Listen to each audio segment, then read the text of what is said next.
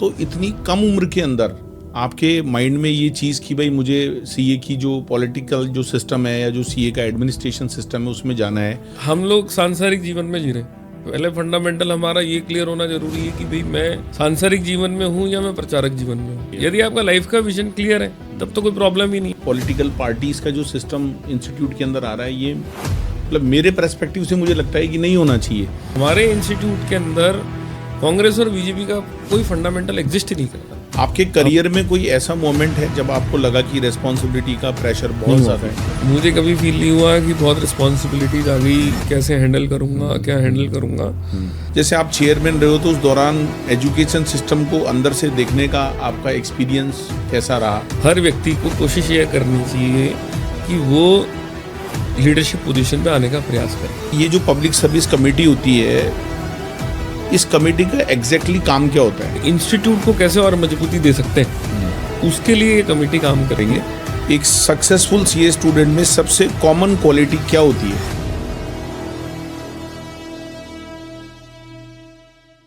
नमस्कार दोस्तों, स्वागत है आपका अमित खांडल शो में। और आज हमारे साथ एक बहुत ही बड़ी शख्सियत रोहित रुवाटिया जी, जो कि चार्टर्ड अकाउंटेंट है, जयपुर से हैं, सेंट्रल काउंसिल मेंबर हैं और कमेटी मेंबर हैं अभी पब्लिक सर्विस, और इससे पहले बोर्ड ऑफ स्टडीज़ के चेयरमैन रहे हैं और अभी चेयरमैन हैं पब्लिक सर्विस कमेटी के।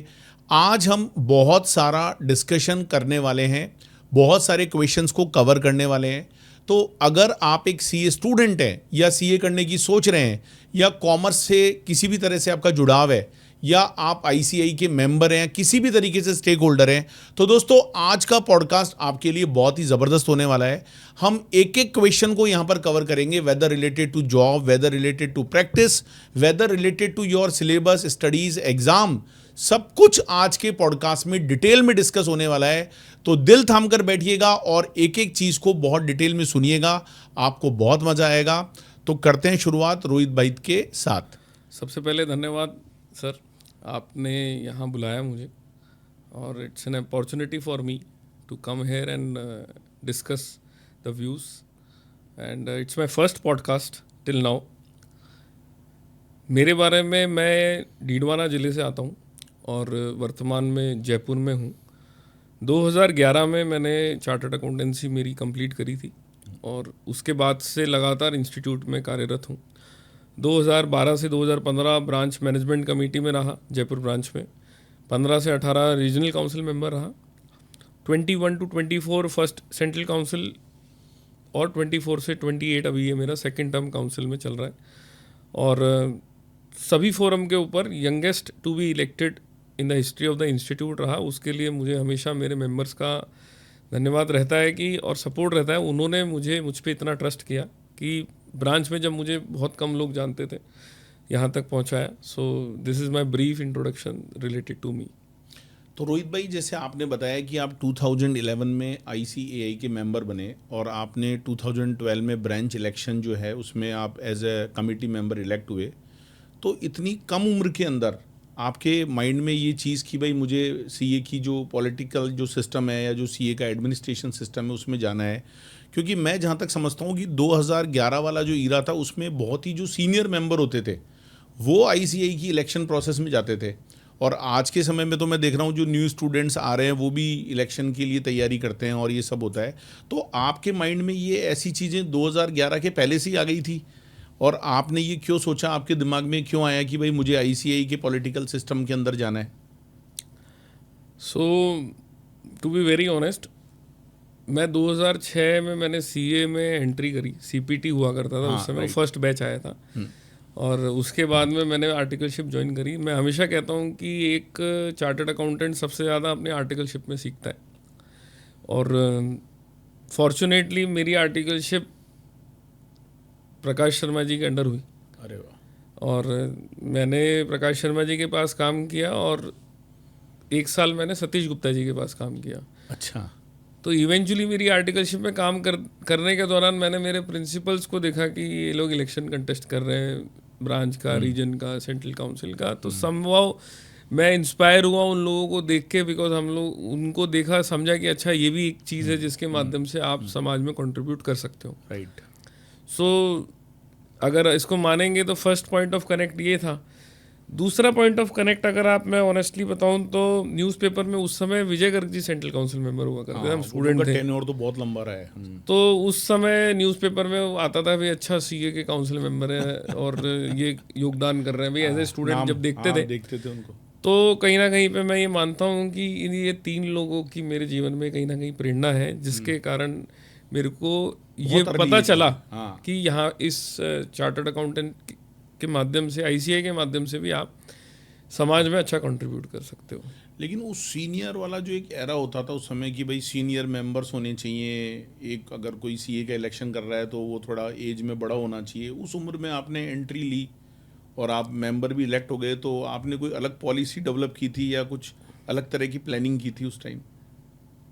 प्लानिंग ऐसा नहीं था, बट हाँ मैं ये ज़रूर कहूँगा जितना मुझे याद आता है कि 2012 वाली जो दिवाली थी, क्योंकि यंग प्रोफेशनल सुनेंगे इस पॉडकास्ट को तो 2012 की जो दिवाली थी उस दिवाली के ऊपर मतलब मैंने पूरे जयपुर के अंदर सभी मेंबर्स को दिवाली का कार्ड फिजिकली उनके घर पे कुरियर कराया था। अच्छा, दिवाली का कार्ड, दिवाली भी, क्योंकि मैं हूँ एज ए मतलब उसमें मैंने चुनाव वगैरह वाली ग्रीटिंग्स फॉर हैप्पी दिवाली, और कि भाई कैसे तो लोगों को पता चले भी मैं हूँ, हाँ भाई कोई है, तो अवेयरनेस के पॉइंट ऑफ व्यू से। दूसरा ये जो आप कह रहे हैं कि सीनियर या जूनियर वाला जो मैटर है, मुझे कभी एहसास नहीं हुआ, ये पब्लिक परसेप्शन है कि सीनियर या जूनियर होता है, बट जब भी इलेक्शन कंटेस्ट करते हो तो आप सब समान हो, सब इक्वल प्लेटफॉर्म, सब इक्वल प्लेटफॉर्म पे, और सबकी अपनी अपनी लाइकिंग है। अदरवाइज अभी आप अगर देखेंगे तो नेपाल का जो अभी रिसेंटली प्राइम मिनिस्टर जो अभी बनने जा रहे हैं वो भी 35-36 साल के हैं, ज़्यादा एज नहीं है उनकी। और इवन अगर हमारे कंट्री की भी बात करते हैं तो ऐसे बहुत सारे लीडर्स निकले जो बहुत अच्छे पायदान पे पहुंचे। इवन अगर आप बात करते हैं तो हमारे कई एमपीज हैं, तेजस्वी सूर्या हमारे एक एमपी है, he is very young. Then Sachin Pilot when he entered into the system he was also very young. So you will find an number of examples who are young. So country का combination है। तो अगर किसी के दिमाग में ये आता है कि मुझे इस सिस्टम में उतरना है तो उसको ये सब नहीं देखना चाहिए कि मैं एक नया मेंबर बना हूँ। मेरा जो सजेशन है वो ये है कि किसी भी व्यक्ति को स्टेबिलिटी देखनी चाहिए सबसे पहले, बिकॉज इट्स नॉट लाइक कि हाँ भैया मेरे को तो आना है, ऐसा नहीं है। हम लोग सांसारिक जीवन में जी रहे हैं, पहले फंडामेंटल हमारा ये क्लियर होना जरूरी है कि भाई मैं सांसारिक जीवन में हूँ या मैं प्रचारक जीवन में हूँ। सांसारिक जीवन में यदि कोई व्यक्ति है तो उसकी पारिवारिक जिम्मेदारियाँ हैं, उसके पास अपने कार्य की जिम्मेदारियां हैं, उसके बाद में वो समाज के प्रति जिम्मेदार होता है। इंस्टीट्यूट में आने का मतलब हमें ये मान के चलिए कि आपको फुल टाइम एंगेज रहना है। तो जब तक आपके पास एक रीजनेबल बैकअप ना हो, आपकी पोजीशन स्टेबल नहीं हो, आपको फंडामेंटली ये क्लियर हो लाइफ में करना क्या है, उसके बाद में आप कलेक्टिव विजडम से आप डिसीजन लीजिए कि आपको इस प्रोसेस में आना है। और इस प्रोसेस में आने का मतलब ये नहीं कि आप प्रोसेस में आ गए तो आप बढ़ते जाएंगे। यहाँ पे हर पल आपको जब जब बढ़ते हैं तब तब और नई कठिनाइयों से गुजरना पड़ता है। हाँ, तो अगर कोई तैयारी कर रहा है तो पीछे एक बैकअप और सपोर्ट होना बहुत ज़रूरी है, आप ये कहना चाह रहे हैं? बैकअप, सपोर्ट, या फिर उसका लाइफ का विजन क्लियर होना चाहिए। यदि आपका लाइफ का विजन क्लियर है तब तो कोई प्रॉब्लम ही नहीं है। और मैं आपको ये कहना चाह रहा हूँ कि ICAI is not a platform कि आप कोई लार्जर इकोसिस्टम में पहुंच जाएंगे। यहाँ पे ऐसा नहीं होने वाला। अभी तक तो हिस्टोरिकली 2 ही एग्जांपल मुझे देखने को मिले 77 साल में, और वो इसलिए उस पोजीशन पे नहीं पहुंचे कि वो इंस्टीट्यूट में कुछ थे इसलिए वहाँ पहुंच गए। It's not that. उनका विजन क्लियर था, उनके अंदर फोकस था, डिटर्मिनेशन था, जिसके कारण उनको वहाँ पहुँचने का मौका मिला। एक्सपोजर उनको मिला। बट मेरा मानना ये है कि जो भी व्यक्ति इंस्टीट्यूट के अंदर काम कर रहा है किसी भी पोजीशन के ऊपर, तो उसको सिर्फ और सिर्फ इंस्टीट्यूट पे फोकस करना चाहिए कि मैं इंस्टीट्यूट में अगर मैं मैनेजमेंट कमेटी में हूँ तो मैं ब्रांच में काम करूँ, रीजनल काउंसिल मेंबर हूँ तो रीजनल काउंसिल में काम करूँ, सेंट्रल काउंसिल में हूँ तो सेंट्रल काउंसिल में काम करूँ। उसका माइंडसेट में डुअल पॉलिसी नहीं होनी चाहिए। डुअल पॉलिसी होगा तो ना वो इंस्टीट्यूट के लिए अच्छा कर पाएगा, ना वो जिस ऑर्गेनाइजेशन के लिए और करना चाहता है उसके लिए कर पाएगा। लेकिन रोहित भाई, जैसे मैंने देखा कि आजकल नाउ डेज, मतलब कुछ समय पहले ऐसा नहीं होता था, अब एक इंस्टीट्यूट का एक नया सिस्टम डेवलप हो रहा है कि बीजेपी सेल अलग बनेगी, कांग्रेस सेल अलग बनेगी। तो मुझे ऐसा लगता है कि ये जो पॉलिटिकल पार्टीज़ का जो सिस्टम इंस्टीट्यूट के अंदर आ रहा है, ये मतलब मेरे पर्सपेक्टिव से मुझे लगता है कि नहीं होना चाहिए। आपका क्या विचार है इसके बारे में? सर बेसिकली वैसे तो राजनीतिक प्रश्न है, बट फिर भी आज की तारीख के अंदर ऐसा नहीं है कि इंस्टीट्यूट के अंदर ये आ रहा है। मैं कल ही एक चैप्टर में गया था, वहाँ पे यदि मैं मेरी बात करता हूँ तो वहाँ पे जो उस चैप्टर का जो जिला का अध्यक्ष है वो कांग्रेस से है, मैं बीजेपी विचारधारा रखता हूँ और वो मेरा सबसे करीबी कार्यकर्ता है। अच्छा, लेकिन उसकी विचारधारा कांग्रेस से मैच तो होती है। उसकी विचारधारा वो उसकी व्यक्तिगत राजनीतिक विचारधारा है। हमारे इंस्टीट्यूट के अंदर कांग्रेस और बीजेपी का कोई फंडामेंटल एग्जिस्ट ही नहीं करता। हमारे इंस्टीट्यूट के अंदर सिंगल फंडामेंटल एग्जिस्ट करता है कि वो आईसीआई का मेंबर है और हम उस मेंबर के प्रति जुड़ाव रखते हैं और उसके साथ मिलकर हम काम करते हैं। कभी आज तक फोरम के ऊपर फ्लोर पे कभी ये डिस्कशन में नहीं आया कि ये व्यक्ति आम आदमी पार्टी का है, ये व्यक्ति बीजेपी का है, ये व्यक्ति कांग्रेस का, नेवर। ये तो राजनीतिक दल अपनी अपनी अपेक्षाओं के अनुसार करते हैं, अपनी अपनी जरूरत के हिसाब से। तो वो खाली सीए में नहीं करती है, वो स्टूडेंट विंग में भी करती है, लीगल, वो आपकी लीगल में भी करती है, वो आपकी कोऑपरेटिव्स में भी करती है, वो आपकी अल्पसंख्यक आयोग में भी करती है। उनका ऐसी कोई भी जगह नहीं है जहाँ नहीं करती, क्योंकि वो उस राजनीतिक फॉर्मेट की रिक्वायरमेंट है। तो उसमें आईसीआई का कोई, वो संगठन की उनकी प्लानिंग है। हर ऑर्गेनाइजेशन की अपनी अपनी यूएसपी है। वो कभी भी ये नहीं कहते हैं कि साहब आप सीए इंस्टीट्यूट में जाके आप ये विचारधारा। लेकिन आप ये श्योर हो कि आईसीआई के प्लेटफॉर्म पर अगर आके देखें ऑफिशियली तो ये सब चीजें, ICAI is a statutory body, one has to be very clear. यदि आईसीआई इज जस्ट लाइक, अगर मान लीजिए पीएमओ जो है या सीएमओ जो है या किसी भी जिले का, मान लीजिए नगर निगम है, नगर निकाय, उसमें जो अफसर काम करते हैं, जिस तरीके से वो किसी पार्टी को बिलोंग नहीं करते, उसी तरीके से आईसीएआई भी किसी पार्टी को बिलोंग नहीं करती। आईसीएआई का काम ये, जब जिस राज्य में, जिस देश में, अपने देश में जिसकी भी गवर्नमेंट है उसके साथ हमें काम करना। हमारा ऑब्जेक्टिव, हम कभी इस परसेप्शन से देख ही नहीं सकते कि गवर्नमेंट किसी स्टेट में कांग्रेस की है, किसी स्टेट में बीजेपी की है, देश में बीजेपी। हमको जिस ऑब्जेक्ट के लिए बनाया गया है, हमारा ऑब्जेक्ट क्लियर है। हमारे पास रेस्पेक्टिव डिपार्टमेंट या मिनिस्ट्री से यदि कोई भी कम्युनिकेशन आता है तो हमको उसके लिए काम करना है। ये हमारा ऑब्जेक्ट है ही नहीं। Very nice. तो रोहित जी, एक सीए से आईसीआई काउंसिल मेंबर तक का जो सफर था, इस जर्नी के सबसे बड़े चैलेंजेस कौन से रहे आपके लिए? बड़ा डिफिकल्ट क्वेश्चन है, क्योंकि चैलेंजेस तो आए होंगे। मैं सामान्य तौर पे, मुझे चैलेंजेस फेस करना अच्छा लगता है और मुझे अच्छा भी लगता है। I enjoy facing the challenges. But दो ऐसे इंसिडेंट्स हैं मेरी लाइफ के अंदर ड्यूरिंग दिस जर्नी, जिसके अंदर मुझे थोड़ा सा सेटबैक लगा और मुझे लगा कि यार ये नहीं होना चाहिए। एक मेरी ड्यूरिंग द जर्नी, जब I was regional council member, तो मेरी मदर एक्सपायर हुई। तो उस समय मेरे लिए एक बड़ा झटका सा था कि मैं इसको कैसे हैंडल करूँगा या how things will flow, because मेरी एक न्यूक्लियर फैमिली है। उस समय मम्मी पापा और मेरा सन और मैं और वाइफ, हम 5 जने थे। और मम्मी का एकदम से ऐसे चले जाना, तो दैट सिचुएशन वाज लाइक कि अब आगे कैसे चलेंगे। मैं पैशनेट हूँ, मैंने फोकस क्लियर कर रखा कि नहीं यार, जीवन समाज में ही देना है, लेकिन कहीं ना कहीं सांसारिक जीवन में भी है। बट हाँ, कंसेंट ली थी, घर पे भी बात करी थी और ये कहा था कि भाई ऐसे ऐसे मैं मेरी लाइफ में करना चाहता हूँ और मैं इतना समय इधर दूंगा। दूसरा part, of course, when it comes to the elections और द काउंसिल प्रोसेस, तो एक मेरा बहुत करीबी मित्र था। अच्छा।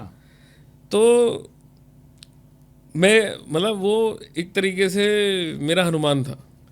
तो मुझे अचानक से पता चलता है, एहसास होता है धीरे धीरे कि अगले जनरल इलेक्शन के अंदर जो है वो मेरे साथ नहीं रहेगा। तो वो कहीं ना कहीं मुझे लगा कि मेरी कहीं ना कहीं कोई ना कोई कमी रही, जिसके कारण वो मेरे साथ नहीं रहेगा, या वो किसी और कॉम्पिटिटर के साथ जुड़ जाएगा। नहीं, ऐसा है नहीं। अभी तक भगवान की दुआ से 2012 से 2000 आज 26 चल रहा है, 13 साल हो गए, 14 साल हो गए मुझे इंस्टीट्यूट में काम करते हुए।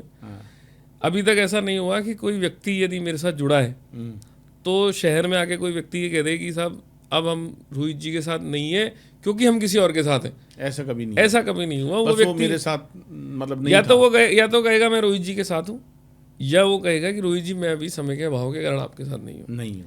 तो वो व्यक्ति जो था वो जीवन के अंदर काफ़ी इम्पोर्टेंस रखता था, आज भी रखता है। और उस व्यक्ति के माध्यम से ऐसा हुआ, और मुझे अपेक्षा नहीं थी, वो था ना एकदम आपकी पूरी कमान संभाल के बैठा है, तो तो वो थोड़ा सा सरप्राइजिंग था। Otherwise I am always prepared for the challenges कि हाँ कुछ भी होगा देखेंगे, क्योंकि फील्ड ही ऐसी यहाँ पे आपको हर पल चैलेंजेस से गुजरना है। राइट। Yes sir. तो अगर लीडरशिप रोल में आने के बाद अगर हम देखें तो प्रोफेशन को देखने का जो पर्सपेक्टिव है वो कितना चेंज हो जाता है? जैसे मैं आज एक जनरल सीईओ हूँ, मैंने कभी इस चीज़ों में नहीं गया, तो पर्सपेक्टिव कैसा हो जाता है? मतलब कैसा दिखता है वहाँ से सब चीज़ें? जैसे हम कहें कि चांद पर पहुँचने के बाद धरती कैसी दिखती है?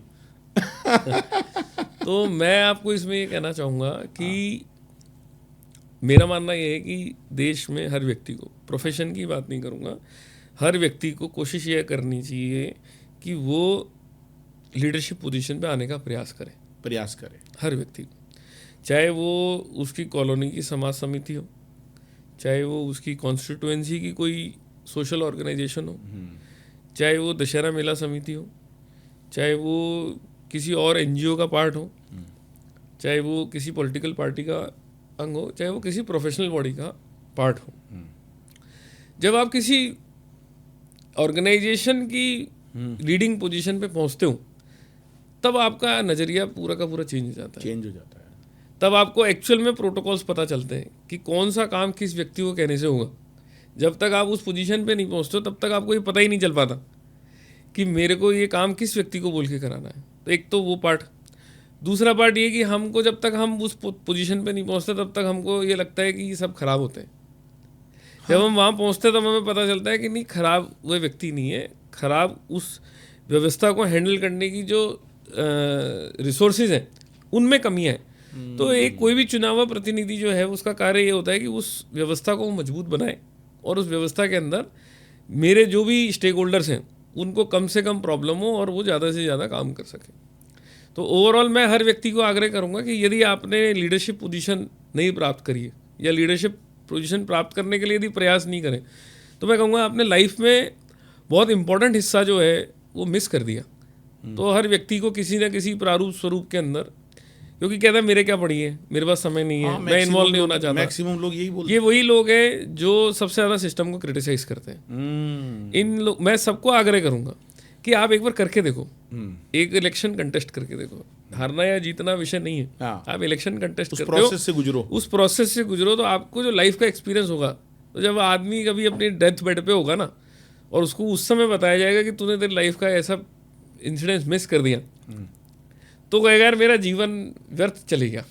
तो मैं ये कहूँगा कि हर व्यक्ति को किसी ना किसी प्रकार का एक चुनाव हर व्यक्ति को लड़ना चाहिए, चाहे वो सीए हो, चाहे स्टूडेंट हो, मेंबर हो। सेल्फ इंट्रोस्पेक्शन करने का सबसे पुख्ता तरीका है जिसमें कोई व्यक्ति कहता है कि मेरी औकात 100 करोड़ की है, 500 करोड़ की, 1000 करोड़ की, 10 करोड़ की, 20 करोड़ की, 1 करोड़ की, 10 लाख की, 20 लाख की, व्हाटएवर। बट सच्चाई जो है उसके आचरण से जब वो चुनाव लड़ने पहुंचता है तब उसको पता चलता है कि असली पैरामीटर जो है ना, किसी व्यक्ति की नज़रों में तुम्हारी क्या पोजीशन है, वो वहाँ से पता चलती है। तो जिस व्यक्ति को गलतफहमी हो कि मैं बहुत बड़ा आदमी हूँ, उस व्यक्ति को सबसे पहले चुनाव लड़ना चाहिए, लड़वाना चाहिए, ताकि ये पता चल जाए कि हाँ ये सही कह रहा है कि नहीं कह रहा है। तो वहाँ पे उसका परिणाम होता है। तो जीतना हारना अलग विषय, लेकिन कोई व्यक्ति उस प्रोसेस से गुजरना आपको लाइफ में एक डिफरेंट पर्सपेक्टिव देता है कि okay this is also another way of life, और वो करना चाहिए। मतलब एक 360 डिग्री चेंज आता है आदमी। मैं अपने आप को मानूं तो मैं जब तक स्टूडेंट था, मेरे साथ के जितने भी दोस्त हैं और जो जिनके साथ मैं पढ़ता था वो, और जब वो आज मुझसे मिलते हैं तो वो खुद ही कह सकते हैं तुझमें 360 डिग्री का चेंज आ गया। मैं उस समय मेरा जो परसेप्शन था वो डिफरेंट था। मैं एक बिजनेस फैमिली से बिलोंग करता हूँ। अच्छा। और उस समय मुझे पता नहीं था कि मेरे को लाइफ में क्या करना है, बट ये हाँ भाई सीए करना है, बट परसेप्शन नहीं था कि भी अच्छा ऐसा होगा। तो I was like somewhere very cool and comfortable in all the things. पढ़ते थे बट कभी ये प्रेशर नहीं था कि कहाँ से क्या व्यवस्था होगी। बिजनेस फैमिली के कारण कहीं ना कहीं से एक सपोर्ट था। फिर जब प्रोफेशनल लाइफ में आए तब ये तय करना था कि भी करना क्या है। तो उस जगह पे मन में आया कि नहीं यार, अपन को एक बार इलेक्शन कंटेस्ट करना है. So this is how things change. And जब मैंने इलेक्शन कंटेस्ट किया तो मेरा जो बोलने का तरीका है, लोगों को समझने का तरीका है, प्रेजेंट करने का तरीका है, वो बहुत सारी चीज़ों में बदलाव आया, जिससे कि मैं और ज़्यादा बेटर कर पाया. That is the only way to improve yourself. तो आप इस सिस्टम का पार्ट बनो और अपने आप को और सुधारो. Very nice, very nice. आपके करियर में कोई ऐसा मोमेंट है जब आपको लगा कि रिस्पॉन्सिबिलिटी का प्रेशर बहुत ज़्यादा है?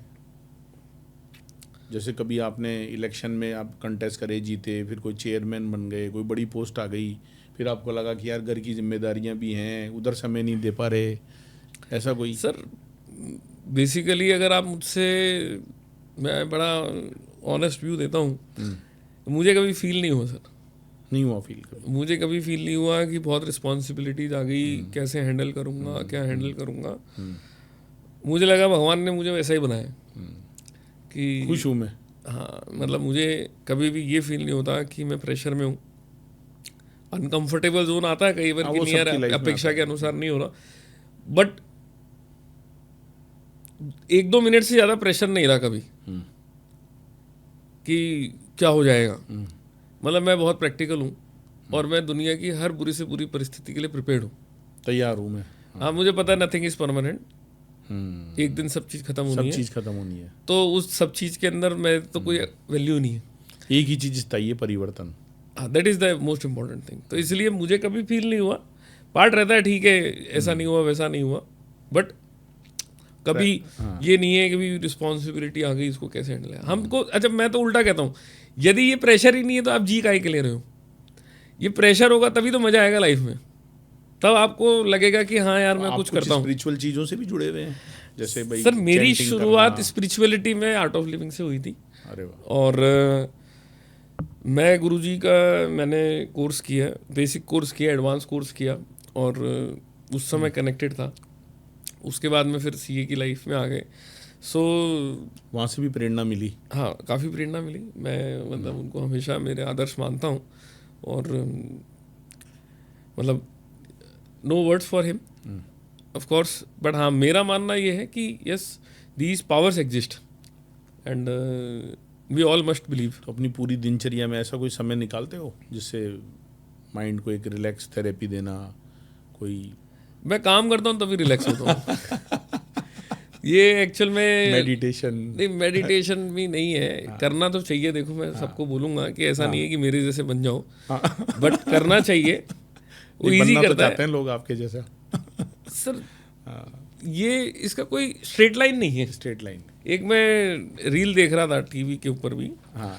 तो उसके अंदर एक 90 साल का नौजवान था. हाँ. वो कहता है मैंने मेरे जीवन में कभी एक्सरसाइज नहीं करी है, मैंने हमेशा कभी कोई खाने का डिसिप्लिन फॉलो नहीं करा, ये नहीं करा, वो नहीं करा, तब भी मैं देखो बढ़िया था, फिट हूँ. तो इसलिए क्या है, इसका कोई फंडामेंटल नहीं है. Of course things will improve. कोई भी ऐसा प्रयास जो है जो आपके शरीर को, आपकी बॉडी को, आपकी आत्मा को अगर प्यूरिफाई करता है, तो वो सारी चीज़ें एग्जिस्ट करती है, वो करनी चाहिए. हाँ, अपन उसकी कोई विरोध में नहीं है. हाँ, नहीं, करनी चाहिए. मैं तो कहता हूँ वो कमी है, वो सुधारेंगे जैसे जैसे समय इवॉल्व होगा वैसे वैसे. बट हाँ, मन में है कि हाँ भाई करेंगे. हाँ. Very nice. Yes sir. अब जैसे आप बोर्ड ऑफ स्टडीज़ के चेयरमैन रहे हो, तो बहुत सारी चीज़ें हैं बोर्ड ऑफ स्टडीज़ से रिलेटेड जो मैंने कवर करने की कोशिश करी है एज ए क्वेश्चंस. जैसे आप चेयरमैन रहे हो, तो उस दौरान एजुकेशन सिस्टम को अंदर से देखने का आपका एक्सपीरियंस कैसा रहा? क्योंकि आप उसमें शायद ऑपरेशनल वाले पार्ट में थे, जो मैंने देखा. मैं पहले तो समझ ही नहीं पाया कि भाई ये चेयरमैन एक ही होता है या दो होते हैं. थोड़ा सा आप बताएंगे. Basically board of studies operation and board of studies academic institute में दो पार्ट है. अच्छा. तो जो हमारा करिकुलम वाला जो एलिमेंट है, जिसमें हमारा स्टडी मटेरियल और पब्लिकेशंस आता है, वो तो हो गया बोर्ड ऑफ स्टडीज़ एकेडमिक. अच्छा. दूसरा पार्ट है बोर्ड ऑफ स्टडीज़ ऑपरेशन, जिसमें हमारा सारी एक्टिविटीज़ आती हैं. आपकी जो भी ओरिएंटेशन है, MCS है, ITT है, एडवांस ITT है, इवन आपकी कॉन्फ्रेंसेज हैं, वो सारा का सारा पार्ट जो है वो बोर्ड ऑफ स्टडीज़ ऑपरेशन में आता है. So I was chairman of board of studies operation. So certainly जब एग्जाम भी इसी में आता है? नहीं, एग्जाम अलग, कमेटी अलग डिपार्टमेंट है. ठीक है. तो जब मैं चेयरमैन बना ऑपरेशन का, तो जाहिर है ये प्रश्न मेरे मन में भी था कि ग्राउंड रियलिटी पता हो, क्या है क्या अंदर सिस्टम में वो पता हो. और हमने एक इनिशिएटिव स्टार्ट किया. अच्छा. हमने पूरे इंडिया के अंदर सारी क्लास, 565 क्लासरूम है पूरे इंडिया में हमारे, हर क्लासरूम में हमने स्मार्ट स्क्रीन इंस्टॉल कराई इंस्टीट्यूट के माध्यम से, जिसपे 2 वे कम्युनिकेशन होता है। आज की तारीख में टीचर्स जो भी हैं वो स्क्रीन के थ्रू पढ़ाते हैं। और मैंने हर महीने 2 ऑल इंडिया इंटरेक्टिव मीट रखी। तो 565 जगह ये स्क्रीन लग गई। हाँ, 565 जगह स्क्रीन लग गई, जहाँ पे मैं संवाद करता था सबसे और पूछता था कि क्या इश्यूज हैं। क्योंकि हम हेड ऑफिस में बैठे हैं, हमें पता ही नहीं चलेगा ग्राउंड लेवल पे क्या चल रहा है। और 2 घंटे वो इंटरेक्शन चलता था जब तक बच्चा बोलता था कि ये समस्या है। छोटा सा एग्जांपल बताता हूँ। कौन होते थे उसमें जो मतलब क्लास जो इन 4 क्लासेस में पढ़ रहे हैं। अच्छा, उन्हीं से आप पूछ लेते? तो मैं लगभग 1-1.25 लाख बच्चे जो इस साल आए थे उन सबसे मैंने इंटरेक्शन किया और उनसे बात करके और उनसे पूछा। मैं छोटा सा एग्जांपल देता हूँ। हमें पता नहीं था कि यूपीआई जो है वो चालू नहीं था रजिस्ट्रेशन के लिए। हाँ, अब ये बात पता ही नहीं थी, हमें ही नहीं पता थी। हमने वहाँ पूछा, बोला हाँ सर चालू नहीं है, एसएसपी पे चालू है लेकिन बोर्ड के प्लेटफॉर्म पे चालू नहीं था। तो हमने तुरंत अभी बुलाया उनको। लास्ट इंटरेक्टिव मीट में मुझे पता चला था। तो it will be done in some time कि भैया यूपीआई आ जाएगा। एक छोटा सा एग्जांपल है ये। तो यूपीआई तो होना ही चाहिए ना। हाँ, ग्राउंड रियलिटी जो थी। एग्जाम सेंटर से रिलेटेड पता चला कि बच्चे को 30 किलोमीटर दूर जाना पड़ रहा है। अरे, हमें पता ही नहीं है। हेड ऑफिस वाले को कैसे पता? तो उसका एग्जाम सेंटर नियर कराना, किसी शहर में एग्जाम सेंटर खुलना था उसको चालू कराना, किसी सेंटर में एग्जाम सेंटर में वॉशरूम 3rd फ्लोर पे है। तो ये सारी चीज़ें ग्राउंड रिलेटिव पता नहीं चलता। तो बच्चे को ओपन फोरम मिलता था जहाँ वो बताता था, या उसकी एग्जिस्टिंग इंफ्रास्ट्रक्चर में उसको इंटरनेट की प्रॉब्लम हो रही है, कंप्यूटर की प्रॉब्लम हो रही है, फैकल्टी की प्रॉब्लम हो रही है, डेटाबेस की प्रॉब्लम हो रही है, फूड हाइजीन की प्रॉब्लम हो रही है, वॉशरूम की प्रॉब्लम हो रही है। जो भी माइक्रो लेवल के इश्यूज हो सकते थे उनके ऊपर हम संवाद करते थे, पूछते थे और डायरेक्टली बात करते थे। तो वो पर्सपेक्टिव जानने का जो अवसर है वो मुझे लगता है कि वो सबसे बेस्ट है। और वो आगे जो वर्तमान में जो भी लीडरशिप आ रही है, मैं उनको भी कहूँगा कि ये चीज़ आप हमेशा कंटिन्यू करना चाहिए। अब वो हर व्यक्ति जो चेयर पे बैठता है उसकी क्या परिकल्पना है उसके हिसाब से चलना चाहिए। बट ये एक ऐसी चीज़ थी जिसमें मैं संवाद करता था और संवाद करके मैंने उसको बहुत हद तक रेस्पेक्टिव डिपार्टमेंट में पहुंचाते थे और उसको सुधारते थे कि नहीं आगे से ये चीज़ नहीं हो। तो that is the micro level management which I can say, जिससे वो रडार पे भी रहती थी। ब्रांच की मैनेजमेंट कमेटी हो या एम्प्लॉय। जैसे बच्चों की एक शिकायत रहती है, मतलब एज ए टीचर मैं तो बच्चों से कनेक्टेड रहता हूँ। वो कहते हैं कि सर ये जो ट्रेनिंग वगैरह होती है ना इंस्टीट्यूट में, बोले ये नाम मात्र के लिए है, वहाँ मतलब ऐसा बहुत कुछ सीखने को नहीं मिलता हमारे को। क्या ये सही है? सर, मैं जो इनिशिएटिव लिया माइक्रो लेवल मैनेजमेंट का, उस माइक्रो लेवल मैनेजमेंट का इनिशिएटिव के पीछे यही लॉजिक था कि सब जो ये भ्रांति है वो भ्रांति कभी तो निकल के आए। मैं एक ओपन प्लेटफॉर्म दे रहा हूँ जहाँ पे आप मुझे बताओ। बोलो, हाँ बताओ मेरे को। तो वहाँ पे किसी भी व्यक्ति ने मुझे ये नहीं कहा कि साहब ये वेस्ट है। हाँ, वहाँ नहीं बोला आपको? वहाँ नहीं बोला। हम 1-to-1 भी संवाद करते थे। तो उन्होंने अगर हमें बताया कि सर 15 दिन का सेशन हो रहा है, उसमें 1 सेशन या 2 सेशन के अंदर हमें ये कमियां मिली, अच्छा, इनको तो हमने उनको इम्प्रूव करा। दूसरी चीज़ ये कि हमने एक और इनिशिएटिव लिया, हमने ऑब्जर्वर्स अपॉइंट किए सारे ब्रांचेस में सरप्राइज विजिट के लिए। ओहो, एक चार्ट अकाउंटेंट जाता था, वो किसी से कुछ नहीं पूछता था, दैट इज सिर्फ वो लिखता था, पूछता था, क्योंकि हम इम्प्रूव करें। एक ऑडिटर की तरह हो गया। इंटरनल ऑडिटर मान लो या ऑब्जर्वर, इंडिपेंडेंट ऑब्जर्वर, किसी को पता भी नहीं है कि भाई वो कौन है। वो कौन है, वो जाता था और पूरी रिपोर्ट बनाता था और वो पूछता था, बच्चे से फीडबैक लेता था। जो हम ऑन स्क्रीन पूछ रहे हैं वो 1-to-1 और पूछते थे। तो ओवरऑल हमने कोशिश करी कि इम्प्रूव हो। और ये इसमें आप मान के चलो कि हर दिन आपके पास और बेटर इम्प्रूवमेंट की गुंजाइश है। यानी कि जो भी हम कोर्सेज करा रहे हैं, इन कोर्सेज में हर दिन आप और बेहतर कर सकते हो, और बेहतर करने के बाद में और बेहतर कर सकते हो, क्योंकि एजुकेशन सिस्टम की सबसे बड़ी यूएसपी यही है। जैसे बच्चों में अपने यहाँ कम्युनिकेशन का बड़ा दिक्कत रहती है सीए वाले बच्चों में सर। तो अब जो ट्रेनिंग होती है वो तो 15-20 दिन की होती है सर, तो उसमें वो कैसे इम्प्रूव होगा 15-20 दिन में वो सब चीज़ें? सर इसमें वापस 2 चीज़ें हैं। पहली चीज़ ये है कि हमने इंस्टीट्यूट के अंदर एक प्रस्ताव रखा है, जो आपने क्वेश्चन रखा सामने कि ये 15 दिन सफिशिएंट नहीं है। इसमें 2 बात निकलती है। पहली बात तो ये निकलती है कि 15 दिन की जो हम MCS, OC या एडवांस ATT ITT करा रहे हैं वो एक जानकारी है। यानी कि मैं उसको ये नहीं कहूँगा कि आप ये 15-15 दिन की 4 कोर्सेज करने के बाद में आप इसके एक्सपर्ट बन जाओगे या महारथी बन जाओगे। ऐसा नहीं होने वाला। ऐसा नहीं होने वाला। आपको ये समझ में आएगा कि अच्छा कम्युनिकेशन होता क्या है, आपको ये समझ में आएगा कॉन्फिडेंस होता क्या है, मोटिवेशन होता क्या है, लीडरशिप होती क्या है, या कंप्यूटर के ऊपर जो बेसिक एलिमेंट्स हैं वो होते क्या है, ताकि आप जब व्यक्तिगत लाइफ में, जब आप प्रोफेशनल लाइफ में जाओ तो आपको ये नहीं लगे कि मुझे आता ही नहीं है। अब आपको यदि उस चीज़ का एक्सपर्ट बनना है तो आपको डीप डाइव जाना पड़ेगा, आपको उसको फर्दर स्टडी करनी पड़ेगी आपके स्तर के ऊपर। मतलब ऊपर से सब दिखा देंगे, ऊपर से, क्योंकि 15 दिन में आप इतना ही दिखा सकते हो। अब आप अगर उसका ड्यूरेशन बढ़ाओगे तो इस पूरे कोर्स का ड्यूरेशन बढ़ता है। तो हमको एक टाइमलाइन को मैच करते हुए कि इतने टाइम में हमारा CA का कोर्स का करिकुलम कंप्लीट हो जाए, उसके अंदर हम ये चारों प्रोडक्ट्स दे दें और बच्चा सीख ले, और सीखने के बाद के अंदर बच्चा फिर अपने लाइफ में इवॉल्व करे, ताकि उसको ये नहीं लगे कि मुझे नहीं आता एक विषय। दूसरा विषय ये कि एज एन इंस्टीट्यूट हम ये अब सोचते हैं आने वाले समय में, हमने प्रस्ताव भी रखा है कि आज वर्तमान में हमारे 3 सेंटर ऑफ एक्सीलेंसेज वर्किंग है, जयपुर में, हैदराबाद में, कोलकाता में।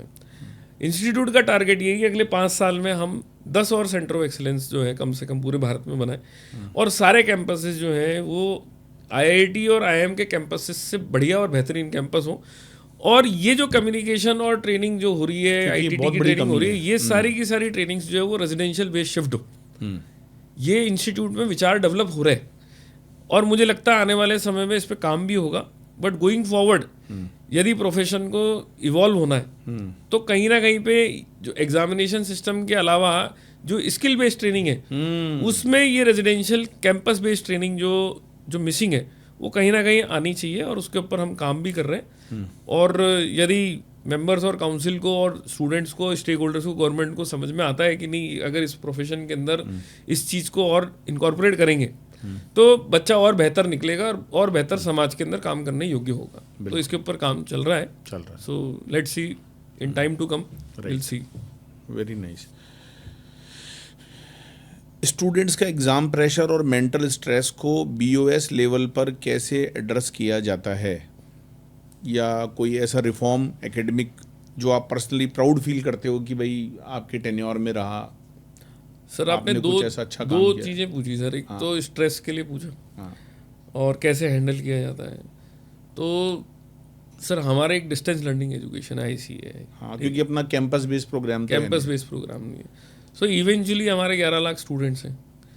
तो जो सबसे बड़ा तरीका था या है वो प्रिंसिपल और आर्टिकल का ही एकमात्र तरीका है, जिसके माध्यम से एक बच्चा जो है उसको यदि कोई भी प्रकार की समस्या आ रही है तो ये प्रिंसिपल आर्टिकलशिप की जो हैंड होल्डिंग है, लर्निंग है, ट्रेनिंग है, वहीं पे उसको जो कल्चर मिलता है, एनवायरनमेंट मिलता है, ताकि उसको एक इकोसिस्टम मिले जिसके माध्यम से उसको कोई भी परेशानी हो रही है तो प्रिंसिपल लेवल की तो प्रिंसिपल से सॉल्व हो जाए, फ्रेंड्स लेवल की है तो साथ के मित्र जो आर्टिकल्स हैं उनके माध्यम से सॉल्व हो जाए। और हम बार बार उनको कहते हैं कि आप आपके स्टूडेंट को हैंड होल्डिंग दें। तो एक पार्ट तो ये है।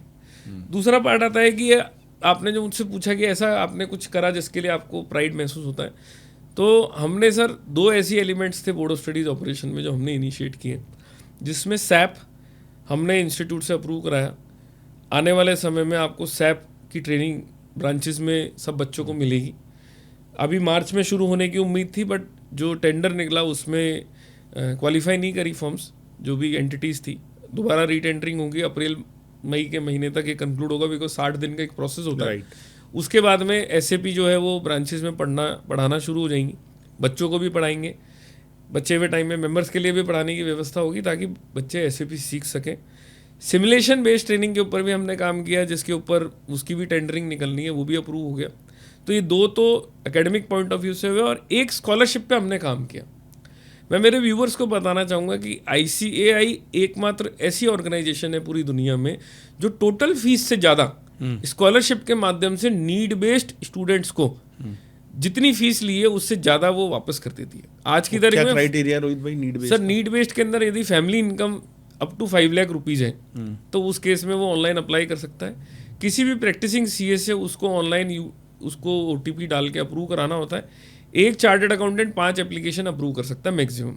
नहीं, ये चीज़ है मेरे ऑफिस में भी, मतलब जो हैं उनको ऐसा सपोर्ट मिल रहा है। तो एक चार्टर्ड अकाउंटेंट 5 एप्लीकेशन अप्रूव कर सकता है, और एक चार्टर्ड अकाउंटेंट यदि आर्टिकल्स की एप्लीकेशन अप्रूव करता है तो जितने आर्टिकल है उतने ही कर सकता है। 1500 रुपये पर महीना फाउंडेशन के बच्चे को मिलती है, और 2500 रुपये पर महीना जो है वो आपके इंटर और फाइनल के बच्चे को मिलती है।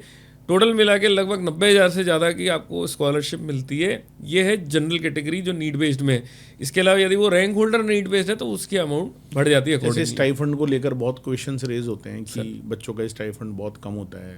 मतलब एक CA फाइनल लेवल का जो बच्चा है उसको 4-5 हज़ार रुपये मिलते हैं महीने के, बहुत कम होते हैं ये। सर बिल्कुल आपका सही कहना है। बच्चे कहते भी हैं कि स्टाइफंड जो है वो कम है, स्टाइफंड और बढ़ना चाहिए। ये तो होगी एक पार्ट। दूसरी चीज़ ये कि आज भी देश के अंदर बहुत सारी ऑर्गेनाइजेशन ऐसी है जो स्टाइपेंड 15,000, 20,000, 25,000 रुपये महीना भी देती है। सो ये डिपेंड करता है कि आप कहाँ पे ट्रेनिंग कर रहे हो और उस ऑर्गेनाइजेशन की ट्रेनिंग देने के एपेटाइट कितना है। इंस्टीट्यूट ने अपना मिनिमम क्राइटेरिया बना रखा है कि भाई आपको इतना देना है, इससे कम नहीं होगा। हायर साइड में आपको जो मर्जी वो देना है। तो it depend upon the organisation structure.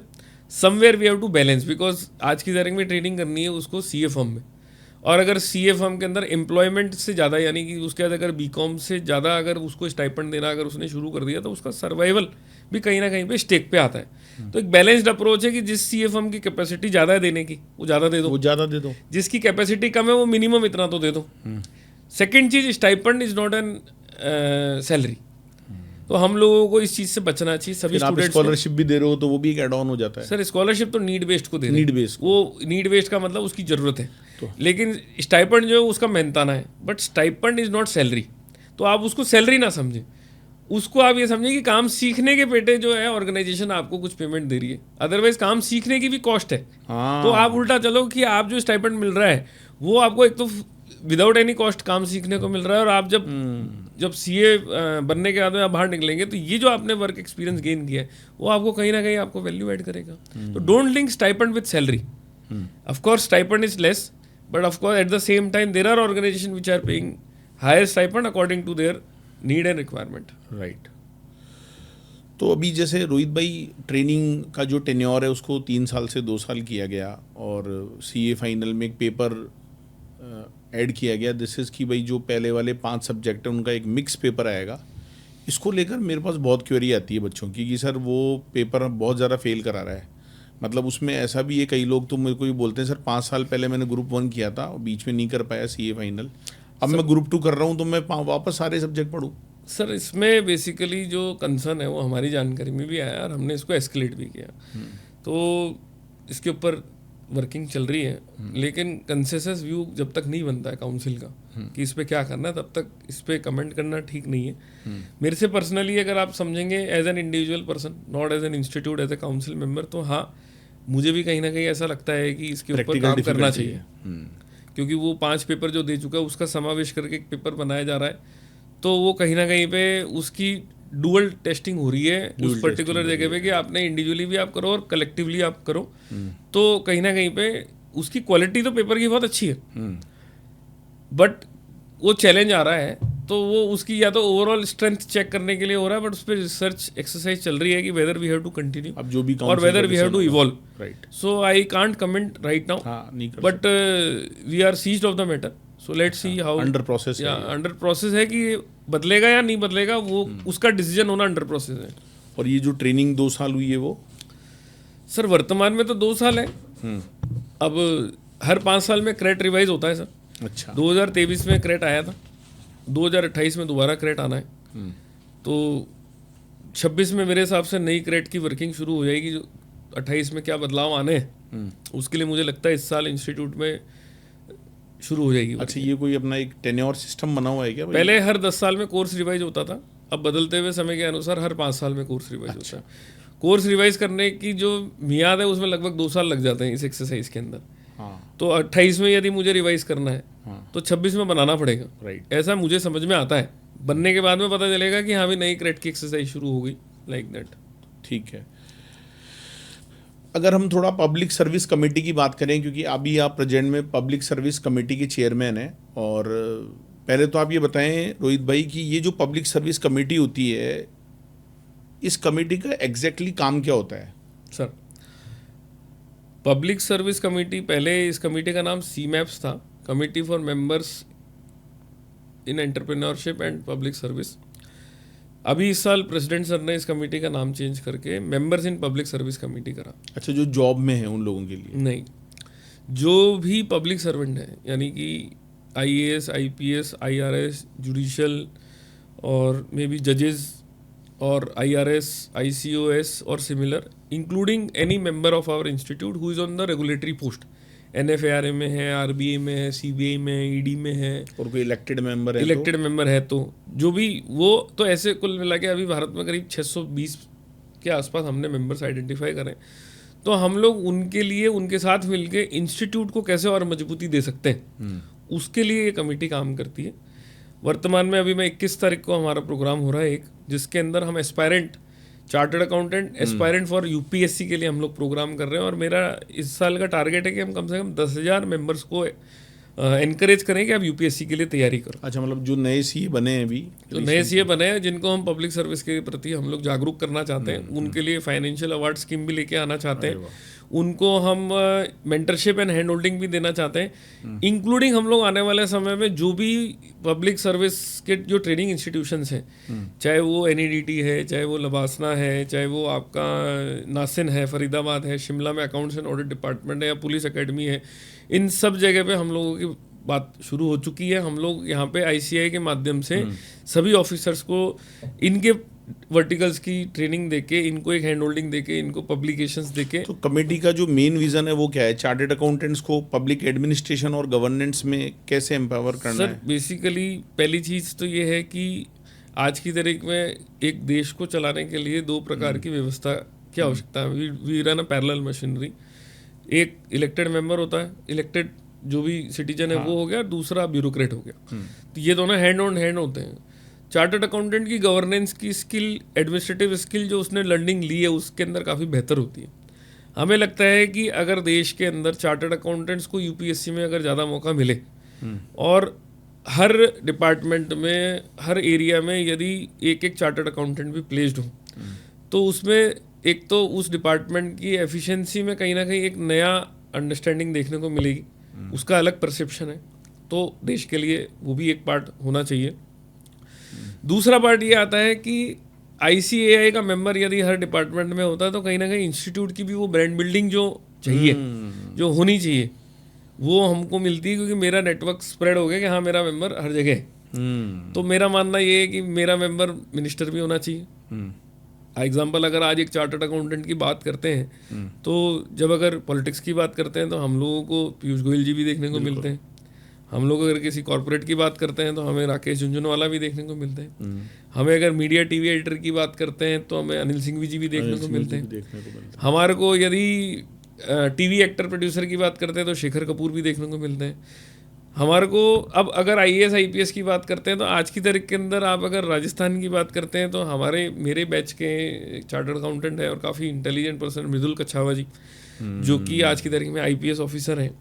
सो राजस्थान के अंदर और भी आपको आईएएस ऑफिसर ओपी कसेरा जी हैं, वो आईएएस ऑफिसर हैं। सो ओवरऑल ऐसा कोई डिपार्टमेंट है, उदयपुर के अंदर अभी जो डीएम है नमित मेहता जी, वो अगेन आईएएस ऑफिसर हैं। तो आपके पूरे सिस्टम में चीफ जस्टिस हमारे जयपुर से समीर जैन साहब, वो चार्टर्ड अकाउंटेंट है। सो इवेंचुअली यदि पूरे के आईटीटी मेंबर मनीष बोरड जी हमारे चार्टर्ड अकाउंटेंट है। तो ओवरऑल हम अगर हर फील्ड के अंदर यदि हमारा चार्टर्ड अकाउंटेंट मेंबर होगा तो कहीं ना कहीं पे हम लोग एक लार्जर इंटरेस्ट की बॉडी डेवलप कर पाएंगे और हम लोगों की जो सोच है वो हर डिपार्टमेंट में, हर पोजीशन पे पहुंच पाएगी। तो encouraging new minds to do the civil services and hand holding with the existing civil servants to support the profession, to support their membership at large and to work along with ICAI. तो आपको लगता है कि जो financial एक्सपर्टाइजेशन है वो governance system को strength करेगा? Sir it will certainly help, because दोनों एस्पेक्ट एक दूसरे को कॉम्प्लीमेंट करते हैं। किसी को फाइनेंशियल नीड है, आज की तारीख में अगर जीएसटी इनकम टैक्स की बात करते हैं तो वहाँ पे सब IRS है, और IRS के जो बैकग्राउंड्स हैं उसके अंदर फाइनेंस आएगा ही आएगा। तो ये डिपेंड करता है कि हम कौन से डिपार्टमेंट को चूज करते हैं। Indian cost accountant services again उसमें तो ये जो डिपार्टमेंटल जो ऑफिसर्स होते हैं, क्या यहाँ पर एक डायरेक्ट सिलेक्शन प्रोसेस नहीं होना चाहिए चार्टर्ड अकाउंटेंट्स के लिए? वो एक जो सिस्टम होता है भाई, वो इतिहास पढ़ेगा, हाँ अकबर बीरबल को पढ़ेगा पुराना, नहीं तो सर वो सब में होना चाहिए फिर तो। हाँ आज की तारीख में यदि चार्टर्ड अकाउंटेंसी नहीं, एक टैक्स प्रोफेशनल अगर बात करूँ, टैक्स ऑफिसर जो होते हैं चाहे वो सर एग्री है, बट उसमें खाली एक ही एस्पेक्ट नहीं है। आज अगर कोई और देश को चलाना है तो उसके अंदर हम बायस्ड होकर बात नहीं कर सकते। मैं तो चाहूंगा अगर मेरे से पूछेंगे तो मैं कहूँगा होनी चाहिए, क्यों नहीं होनी चाहिए। लेकिन मेडिकल वाला भी कहेगा, इंजीनियर वाला भी कहेगा, कंपनी सेक्रेटरी वाला भी कहेगा, या आपका IIT भी कहेगा, MBA भी कहेगा। तो IIT करने वाले को IIM अहमदाबाद से MBA करने वाले को, या ICAI से CA करने वाले को, सभी को होगी, सभी को। ये तो देश की संसद तय करे। तो मेरे से पूछोगे तो होनी चाहिए, और फिर ICAI के लिए क्यों होनी चाहिए, सभी के लिए होनी चाहिए। तो दोनों एस्पेक्ट्स हैं। तो मेरा मानना यही है कि जो एक प्रोसेस है, हैविंग अ नॉलेज ऑफ, मैं एक अभी आईपीएस सर से बात कर रहा था, फ्रॉड एंड फॉरेंसिक के ऊपर बात हो रही थी, उन्होंने मुझे बोला कि मैंने उनको इस पे बात करी कि क्यों ना आईसीआई के माध्यम से फ्रॉड डिटेक्शन एंड फॉरेंसिक के ऊपर ट्रेनिंग दी जाए। तो उन्होंने कहा साहब आप आईपीसी से लिंक करके नहीं बता सकते या नहीं बता पाते, आपके करिकुलम में पार्ट मिसिंग है। तो अब आईपीसी तो पढ़नी पड़ेगी ना एग्जाम्पल के लिए, so that makes a relevant part कि हाँ बात तो सही है कि हमको हमारी फील्ड के तो सब्जेक्ट कंप्लायंस के बारे में हमें पता है, रेगुलेटरी रिक्वायरमेंट के बारे में पता है हमें, लेकिन फिर भी ये कंसर्न लॉ के अंदर कहाँ होगी, इकोनॉमिक ऑफेंस के अंदर कौन सी धारा में हिट होगी, उसका एक्सपोजर तो लेना ही पड़ेगा, और वो क्यों होगी उसको फिर फर्दर पढ़ना पड़ेगा। तो लॉ ऑफ अकाउंट्स और लॉ ऑफ फाइनेंस और कंपनीज जो हमारा करिकुलम का पार्ट है वो बहुत इंपॉर्टेंट है parallelly, because country as a whole आपको देखना है, आप खाली एक पर्सपेक्ट से सोच नहीं इसलिए वो सब चीजें होना, इसलिए सारी चीजें पढ़ के फिर आप पर्पस ये है ना कि एक बेहतरीन अफसर मिले। बेहतरीन अफसर जो है वो किसी एक फील्ड से बेहतरीन नहीं होता, वो कॉम्बिनेशन ऑफ फील्ड से वो बेहतरीन बनता है। मेरी फील्ड का तो मैं बेहतरीन हूँ, एक आईएएस ऑफिसर को हो सकता है ऑडिट करनी नहीं आती हो। तो इस कमेटी का तो बहुत बड़ा रोल हो गया आने वाले कोशिश समय के करेंगे हिसाब सर, से। हमारा टारगेट है इस साल ये इवॉल्व हुई है और हम इसको और नई दिशा में लेके जाएंगे ज़्यादा से ज़्यादा। इसके लिए कुछ इंस्टीट्यूट ने फंड्स अलॉट किए हैं कि जो लोग अब पब्लिक सर्विस के लिए तैयारी कर रहे हैं उनको आप हमने सर support अभी एक देंगे? एजेंडा लगाया है जिसके अंदर हम चाहते हैं कि जो भी प्री या मेंस में जो भी मेंबर्स क्लियर करते हैं उनको कुछ ना कुछ फाइनेंशियल अवार्ड इंस्टीट्यूट की तरफ से मिले ताकि वो मोटिवेट हो, चाहे कोचिंग सपोर्ट हो। वो अंडर प्रोसेस है। If council approves it then we will launch it, so आपको देखने को मिलेगा। बट अगेन ये अपने आप में एक इनिशिएटिव है, यदि इंस्टीट्यूट सोचता है, यानी very nice, as a council हम लोग अगर कर पाएंगे तो हम लोग इसको करेंगे। Very nice. Yes sir. अगर हम फ्यूचर ऑफ सीए प्रोफेशन की बात करें तो अगले आने वाले 10 साल में सीए प्रोफेशन का रोल नेशन बिल्डिंग में कैसे इवॉल्व होगा? मतलब क्या ऐसी चीज़ें डेवलप होंगी कि आने वाला 10 साल जो है, क्योंकि आप तो ऑलरेडी। Yes sir. सो मेरा इसमें जो मानना है वो आज की तारीख के अंदर जो चार्टर्ड अकाउंटेंसी का जो हमारा कोर्स है, that course is not only a qualification but it is overall development of a person life. और जो वो सीखता है, जब वो ट्रेनिंग के दौरान सीखता है या अपने एग्जामिनेशन के दौरान सीखता है या जो भी स्किल की जो ट्रेनिंग है वो सीखता है, उसके बाद में जब वो चार्टर्ड अकाउंटेंट बनता है तो मुझे लगता है कि वो हर चीज़ करने के लिए तैयार है। और वो यदि फोकस और विजन लेके यदि तय कर ले कि मुझे लाइफ में ये प्राप्त करना है, तो वो ऐसी कोई भी चीज़ नहीं है जो वो प्राप्त नहीं कर सकता। आप आगे की 10 साल की बात कर रहे हैं, मैं कहता हूँ हर व्यक्ति को अपने 10 साल आगे की चीज़ लिखनी चाहिए कि मैं 10 ईयर्स डाउन द लाइन अपने आप को कहाँ देखना चाहता हूँ। लिखिए उसको। मैंने 2013 में मैंने लिखी थी मैं अपने आप को 10 साल बाद में कहाँ देखना चाहता हूँ। मैंने 3 चीज़ें लिखी थी, उसमें से 2 चीज़ मैं अचीव कराऊँ जो लिखी थी मैंने, और तीसरी चीज़ मैंने 2025 में अचीव कर ली। होता है ये, मैंने कहीं सुना पड़ा भी है कि सर आपको माइंड के अंदर हमेशा वो मोटिवेट करती है कि हाँ मैंने लिखा हुआ है। कमिटमेंट तो करना ही पड़ेगा ना, खुद से तो करो कम से कम। तो मैंने खुद से कमिटमेंट किया था कि यार ये 2023 तक मुझे प्राप्त हो जाए ये 3 चीज़ें। उसमें से 2 चीज़ें 23 में प्राप्त कर चुका था और 1 चीज़ 25 में प्राप्त कर ली। सो इवेंचुअली अगले, अब मैंने 35 की भी लिख ली है। बताएंगे भी क्या लिखी? नहीं, वो बताने से तो सर मेरे लिए दिक्कत हो जाएगी, बट हाँ आप प्राप्त हो जाएगी, आपको नजर आ जाएगा। बट उसमें से यदि नहीं लिखेंगे 25 वाली, और वो तो हमको समझ में आ गई, 35 वाली।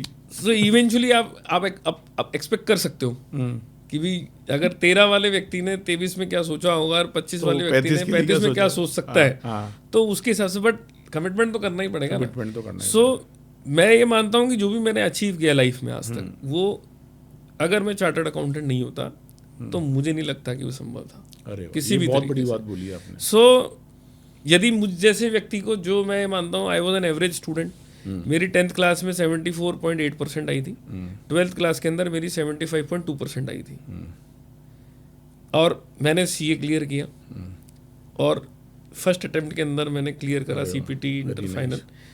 और उसके बाद के अंदर मुझ जैसा व्यक्ति चार्टर्ड अकाउंटेंट बनता है, ब्रांच में आता है, काउंसिल में आता है और बोर्ड ऑफ स्टडीज़ का चेयरमैन बनता है। यानी कि आप समझो एक 75% लाने वाला जो स्टूडेंट था वो इंस्टीट्यूट के दुनिया के सबसे टफेस्ट कोर्स का बोर्ड ऑफ स्टडीज़ का चेयरमैन बनता है, तो मुझे लगता है कि अगर मैं चार्टर्ड अकाउंटेंट नहीं बनता तो वो संभव नहीं था। संभव नहीं था। तो इसलिए मैं जो कुछ भी हूँ आज की तारीख में मेरी प्रोफेशनल लाइफ में, उसमें तो सब कुछ ICAI और चार्टर्ड अकाउंटेंट होने के कारण हूँ।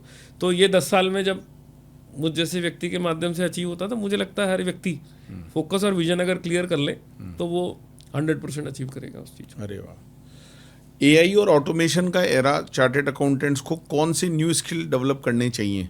जैसे अभी चल रहा है कि भाई AI से बहुत चीज़ें होने लग गई, सर धीरे-धीरे मुझे AI जो ऐसा बहुत कुछ लगता है, करेगा। हाँ। मुझे लगता है सर कि ये एक थोड़े टाइम के अंदर AI के बाद में और नई चीज़ें आ जाएंगी।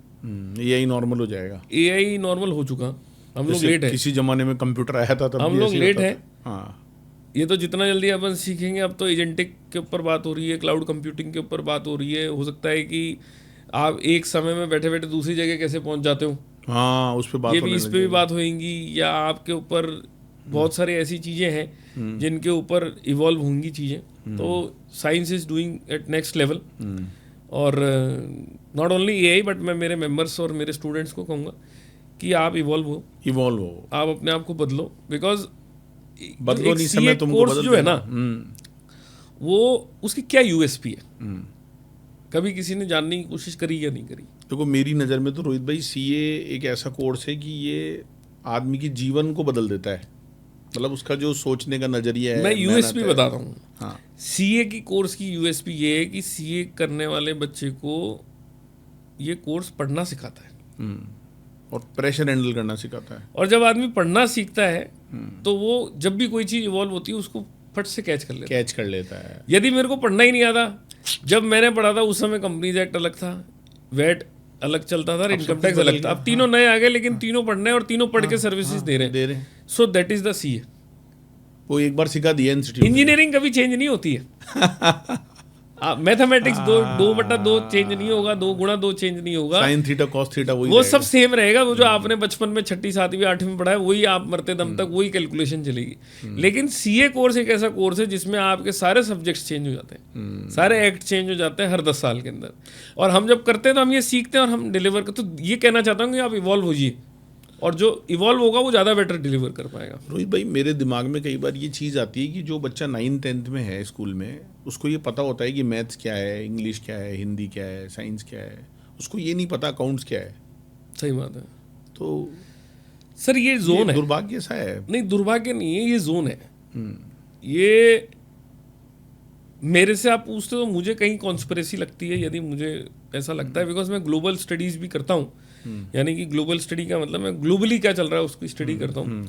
और इंटरनेशनल करिकुलम का मतलब अगर मेरा ये कोई वीडियो देख रहा हो तो सरकार तक भी पहुँचे इस विषय के बारे में, पहुंचना चाहिए, और इस विषय के ऊपर बात भी हो कि हमारे देश को इंटरनेशनल जो करिकुलम है ना उससे कम्प्लीटली कट ऑफ कर देना चाहिए। यानी कि आज की तारीख में मेरे यहाँ पे IB बोर्ड आ रहा है, ICSE आ रहा है, और पेरेंट्स बड़ा चढ़ा के और पेरेंट्स बढ़ा चढ़ा के भेज रहे हैं। क्यों? क्योंकि पीयर कंपटीशन है, दिखाना है भाई ठीक है। बच्चा हमारा। यदि आपको आपके बच्चे को इस देश में ही पालना है और इस देश के लिए उस बच्चे को डेवलप करना है कि इस देश के लिए काम करना है, उसके बाद में यदि आप उसको इंटरनेशनल करिकुलम पढ़ाते हो तो आप फिर उसको आपके देश के लिए प्रिपेयर नहीं कर रहे हो, आप उस देश के लिए प्रिपेयर कर रहे हो कि बेटा तू वहाँ के लिए। तो मेरा निवेदन ये है कि गवर्नमेंट को स्ट्रिक्टली नियम लाना चाहिए कि बाहर के बोर्ड्स की यहाँ पे एजुकेशन अलाउ नहीं होनी चाहिए। Number 1 thing. पेरेंट्स से आग्रह है कि यदि आप चाहते हो कि आपके बच्चे को अपने देश में अपने देश के लिए काम करना है तो उसको या तो CBSE में या स्टेट बोर्ड्स के अंदर जो भी है उसके अंदर पढ़ना चाहिए। क्योंकि मेरे यहाँ के जितने भी एकेडमिक हैं, जितने भी प्रोफेशनल कोर्स हैं, IIT ले लो, IIM ले लो, नीट ले लो, ICAI ले लो, या क्लैट ले लो, या लॉ ले लो, या आपका इंजीनियरिंग ले लो, कुछ भी ले लो, जो भी इस देश के नियम के अनुसार चलना है वो मैच होता है स्टेट या सेंट्रल बोर्ड से। IB बोर्ड से मेरा यहाँ का कोई भी करिकुलम जो है प्रोफेशनल कोर्स मैच नहीं होता। पर स्टेट सेंट्रल में भी कहाँ है अपने 9th-10th में कॉमर्स की तो कोई मैं बात एक ही विषय पे आ रहा हूँ। पहला विषय तो ये है कि इंटरनेशनल मैंने क्यों बोला, क्योंकि इंटरनेशनली कॉमर्स को खत्म कर दिया गया। अच्छा, आप ग्लोबल पैरामीटर के अंदर आज की तारीख में क्यों इंडिया में अकाउंटिंग आउटसोर्सिंग का काम आता है बहुत ज़्यादा? हम जीसीसी हब बनते हुए जा रहे हैं, बढ़ रहे हैं। उसका सबसे बड़ा रीजन ये है कि यूएस में, ऑस्ट्रेलिया में, सिंगापुर में या यूरोप के अंदर जो नंबर ऑफ अकाउंटेंट्स हैं, नंबर ऑफ चार्टर्ड अकाउंटेंट्स हैं, उनकी मात्रा में बहुत भारी गिरावट है और वहाँ मिल नहीं रहे। मुझे तो ऐसा लगता है शायद सस्ता पड़ता है उनको यहाँ से काम कराना। सर पहली चीज़ तो गिरावट है, दूसरी चीज़ नंबर्स वहाँ कम है, तीसरी चीज़ ये कि वहाँ नंबर्स कम है इसलिए वहाँ एक्सपेंस पड़ रहा है। यदि वहाँ नंबर्स ज़्यादा होंगे तो वहाँ करा लेंगे, यहाँ नंबर्स कम है इसलिए उस देश के मुकाबले यहाँ सस्ता पड़ रहा है। तो ग्लोबली तो कॉमर्स को बहुत रिड्यूस कर दिया गया। और आईबी अगर आप यहाँ इंस्टॉल कर रहे हो तो कॉमर्स यहाँ पे भी कम होगा। अब आईबी अगर मान लो स्टेट या सेंट्रल बोर्ड के पास में बैठा हुआ है तो वो उसके ऊपर भी अपनी क्या बोलते हैं परछाई या अपनी दशा उसने डाल रखी है कि कॉमर्स के अंदर कुछ नहीं है, कॉमर्स में कुछ नहीं है, ऑटोमेशन से हो जाएगा, ये हो जाएगा। बट वाणिज्य जो है वो इंस्टीट्यूट की तरफ से हमने एक योजना अभी चालू करी थी, एक कैरियर काउंसलिंग कमेटी का मैं चेयरमैन था सेकेंड ईयर में। हमने उस पर भी काम किया और प्रोजेक्ट वाणिज्य इंस्टीट्यूट ने अभी चालू किया, जिसके माध्यम से क्लास 6 ऑनवर्ड हम लोग कॉमर्स का प्रचार कर रहे हैं। हम लोग मोटिवेट कर रहे हैं स्कूल्स को, बोर्ड्स को कि आप कॉमर्स के ऊपर काम करें, बढ़ाएं। और हम हमारे प्रोफेशनल्स को भी हर स्कूल्स में भेजते हैं कि आप जाइए कॉमर्स की अवेयरनेस करिए। हाँ भाई क्या होता है। तो एज एन इंस्टीट्यूट कॉमर्स के ऊपर तो हम अच्छा प्रचार कर रहे हैं और हम लोग बता रहे हैं।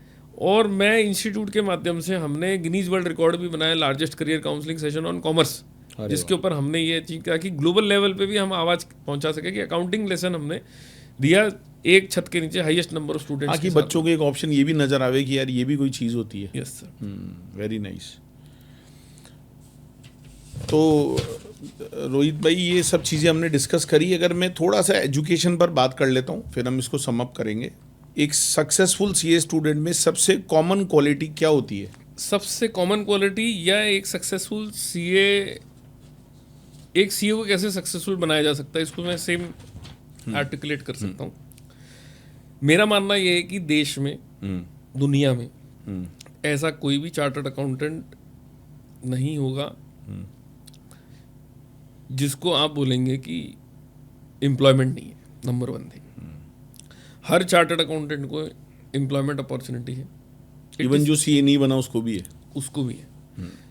सिर्फ हमारी अपेक्षा पूरी नहीं होती, क्योंकि ये तो ह्यूमन नेचर है। ह्यूमन नेचर है।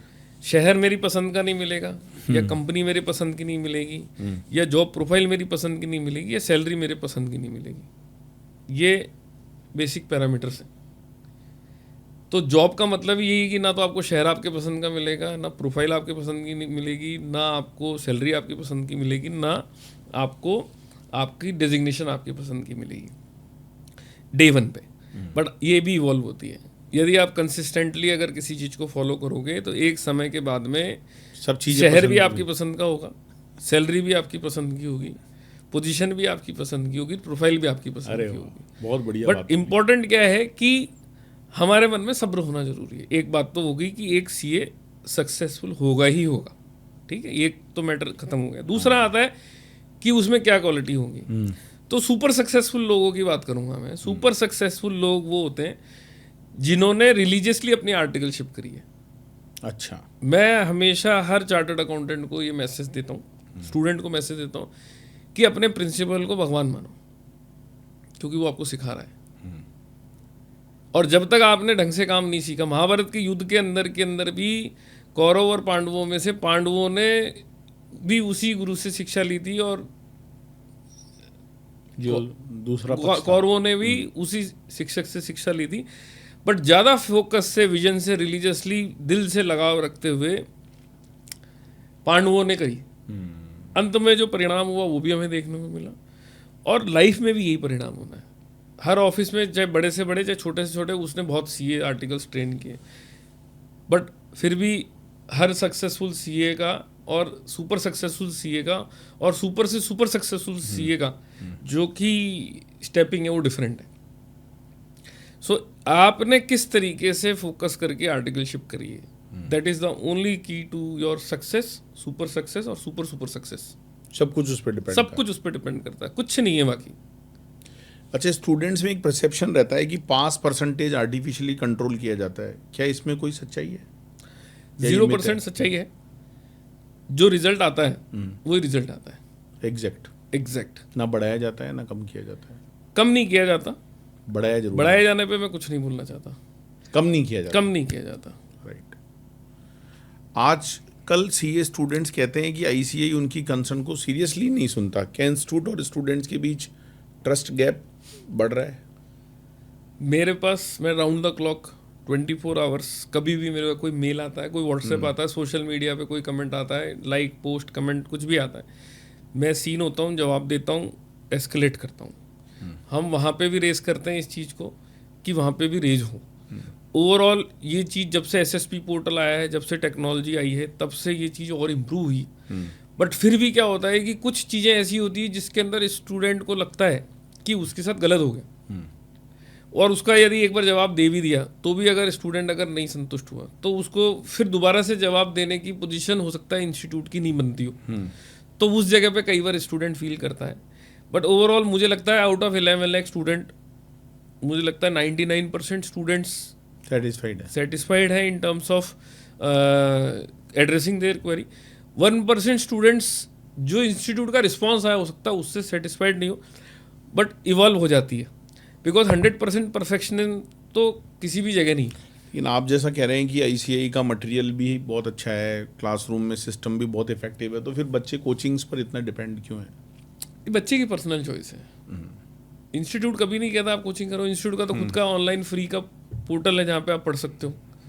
It is purely and purely student choice कि मुझे कोचिंग करके एजुकेशन करनी है, मुझे सेल्फ स्टडी करके एजुकेशन करनी है, मुझे इंस्टीट्यूट का स्टडी मटेरियल पढ़ के कोचिंग सीए की पास तो आईसीएई करेगा अपने सिस्टम से, कहीं से भी पास आपकी मेहनत से जो पेपर में आप लिख के आओगे उससे होंगे।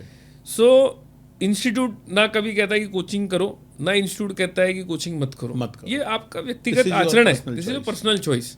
हम कभी नहीं कहते। मेरे से अगर आप पूछते हो, मैं हमेशा इंस्टीट्यूट में कहता हूँ कि इंडिया में जितने भी टीचर्स हैं, और ये मेरे सब टीचर्स के लिए मैसेज है, जितने भी टीचिंग कोचिंग लाइन के अंदर सीए स्टूडेंट्स को पढ़ा रहे हो, मैं काउंसिल टेबल पे भी बोलता हूँ और बोर्ड में भी मैंने बोला कि हम सबको, ये जितने भी टीचर्स पढ़ाते हैं सीए स्टूडेंट्स को, इनको हमेशा धन्यवाद करना चाहिए। क्यों करना चाहिए? क्योंकि माना कि ये फीस लेते हैं, लेकिन फिर भी इवेंचुअली ये उस सीए को मार्गदर्शन दे रहे, स्टूडेंट को मार्गदर्शन दे रहे कि बेटा तेरे को ऐसे पढ़ना है, जो अपना फ्यूचर मेंबर बनेगा। तो हमको हमेशा इनको अपना पार्ट मानना चाहिए। और मैं हमेशा सोचता हूँ, आज भी मैं सोच रहा हूँ कि कैसे मेरे जितने भी पढ़ाने वाले टीचर्स हैं, जिनको 10-10, 15-15, 20-20 साल हो गए पढ़ाते हुए, उन लोगों की कैसे हम लोग सेवाएं लें। और इवन वो तो कई तो मेंबर ही हैं, कई नहीं, सारे 99% मेंबर भी हैं। और मैं हमेशा ये कहता हूँ कि जो व्यक्ति को 20 साल किसी चीज़ को पढ़ाने का तजुर्बा हो गया, उसका जो नज़रिया है क्वेश्चन पेपर को लेके, सॉल्यूशन को लेके, या पढ़ाने के तरीकों को लेके, वो किसी भी और दूसरे फैकल्टी से मैच नहीं करा जा सकता। तो उसकी सेवाएं लेनी चाहिए। अब उसको कैसे जोड़ सकते हैं? कई बार कॉन्फिडेंशियलिटी क्लॉज आ जाता है, ब्रांडिंग क्लॉज आ जाता है, बहुत सारी चीज़ें ऐसी आती है। भाई अपन रेगुलेटरी बॉडी है, वो बिजनेस में है, सो वो कहीं ना कहीं मैच आउट नहीं करता। बट मैं सब टीचर से निवेदन करूंगा कि आप सब लोग जो हैं वो इंस्टीट्यूट के लिए काम कर रहे हो और बच्चों को सीए बनाने में आप मदद करते हैं, और कोशिश करें, इंस्टीट्यूट को ये सजेस्ट करें कि आप लोग कैसे सामाजिक भावना से इंस्टीट्यूट को योगदान कर सकते हो। तो बिकॉज कमी सब जगह है, सारे टीचर्स में कुछ ना कुछ इफ बट्स होता होगा, या इंस्टीट्यूट के बारे में भी सोचते होंगे इफ बट होता होगा, बट हमारी तरफ से जो काउंसिल है उनका नज़रिया कंप्लीट डिफरेंट है। रोहित भाई, एक बहुत ही इम्पॉर्टेंट क्वेश्चन है जो बहुत बर्निंग टॉपिक रहा है, बच्चों की एग्ज़ाम को कॉपी चेकिंग को लेकर बीच में बहुत विरोध, धरने प्रदर्शन हुए, टीचर्स ने भी बोला कि ये बहुत गलत हो रहा है। आईसीएई ने एक कमेटी बनाई कि भाई हम कॉपी चेकिंग का राइट देंगे। सर, उस पर कोई अपडेट है या वो वैसे ही है? मतलब सर, मैं इस पर हमेशा एग्ज़ाम कमेटी में पूछता हूँ, और मैं इस पर एक डेटा और इन्फॉर्मेशन मैं भी जानना चाहता हूँ कि दुनिया में कोई ऐसा, मुझे जहाँ तक ध्यान पड़ता है वहाँ तक ये है कि बच्चे ये चाहते हैं कि उनको रीचेकिंग का राइट मिले। अब भाई हमने सही किया, हमारा गलत कर दिया check, this is the query I think. ठीक है, मैं सिर्फ एक ऐसा इंस्टीट्यूशन ढूंढ रहा हूँ दुनिया में जो दोबारा से कॉपी चेक करने का राइट देता है। मैं ढूंढ रहा हूँ अभी भी। अच्छा, 12th के एग्जाम में सीबीएसई में है रीचेकिंग नहीं होती ना? नहीं होती वहाँ भी। नंबर एक बार अगर किसी क्वेश्चन में अवार्ड हो गए, उस क्वेश्चन को दोबारा से किसी टीचर से चेक करा के उसमें नए नंबर नहीं मिलते हैं सर। अभी तक तो मैंने देखा नहीं। अच्छा, ये भी इसलिए डिमांड ज़्यादा उठी कि जब से कॉपी हाथ में आने लगी, वरना सर ये पहले तो होती हमने नहीं थी। दी ना, आज भी हम दे रहे हैं, सर्टिफाइड कॉपी दे रहे हैं। इवेलुएशन जो इवेलुएशन नहीं होता बेसिकली, यदि कोई क्वेश्चन अनचेक्ड रह गया, हाँ, टोटलिंग में मिस्टेक है। टोटलिंग मिस्टेक है, तो अब तो ऑनलाइन हो गई, सिस्टम स्कैनिंग से हो रही है। अनचेकिंग चेकिंग वाला भी क्वेश्चन खत्म हो गया। अनअटेम्प्टेड रह गया, मतलब कॉपी चेक करने वाले ने चेक नहीं करा तो उसको चेक कर दिया जाएगा। लेकिन ऑलरेडी उस किसी क्वेश्चन में यदि नंबर अवॉर्ड हो गए, तो उस केस के अंदर मैं ढूंढ रहा हूँ, मुझे अगर कोई ऐसी ऑर्गेनाइजेशन मिल जाए जो कि डिस्क्रिप्टिव पीछे- क्वेश्चन को, अच्छा। डिस्क्रिप्टिव को दोबारा से चेक करके नंबर अवार्ड करने वाली कोई बॉडी हो, तो आप मुझे देवें। मैं मेरे व्यूअर्स को भी बोलना चाहूँगा कि यदि आपको कोई भी ऐसी ऑर्गेनाइजेशन मिलती है जो डिस्क्रिप्टिव क्वेश्चन को दोबारा से चेक करके नए नंबर अलॉट करने की प्रोसीजर डिफाइन कर रही है, उसका मुझे आप दे दें, मैं इस मुद्दे को लेके जाऊँगा आगे। मुझे मिली नहीं, MCQ की तो मिल जाती है।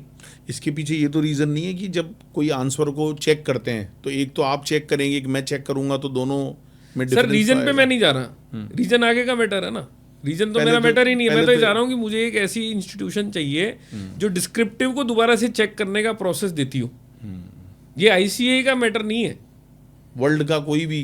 सर, मेरे को जो लगता है, हो सकता है वर्ल्ड में होगी, MCQ में मिल जाएगा। MCQ में दोबारा से नंबर अलॉट हो जाते हैं, because what is right, what is wrong. उसमें गलती वैसे होती भी नहीं है, होती क्योंकि नहीं वो तो हाँ। बट मैं इवॉल्व कर रहा हूँ। हमने अभी प्रोसीजरल डिवाइस किया है। आज की तारीख में आने वाले समय में कुछ चीज़ें ऐसी होंगी जो मॉडल सोल्यूशन होगा वो AI से होके निकलेगा।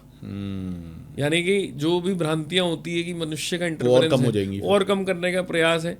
तो हम इवॉल्व कर रहे हैं कि भाई हमारी कॉपीज जो है वो AI के थ्रू चेक भी हो, उसके सॉल्यूशंस भी AI के थ्रू डेवलप हो, और बच्चे ने जो लिखा है वो भी AI के थ्रू इवेलुएट हो। अगर लगता है कि मनुष्य के इंटरफेरेंस के कारण आपके रिजल्ट फेवरेबल नहीं आ रहे, तो कहीं ना कहीं टेक्नोलॉजी को भी यूज़ करा जाएगा। तो उसके ऊपर दिशा में काम चल रहा है। Let's see how much time will it take. जैसे CA को एक अल्टीमेट करियर माना जाता था कि भाई बहुत बड़ी चीज़ होगी, CA बन गए, आजकल थोड़ा ग्लैमर में कमी आ रही है क्या?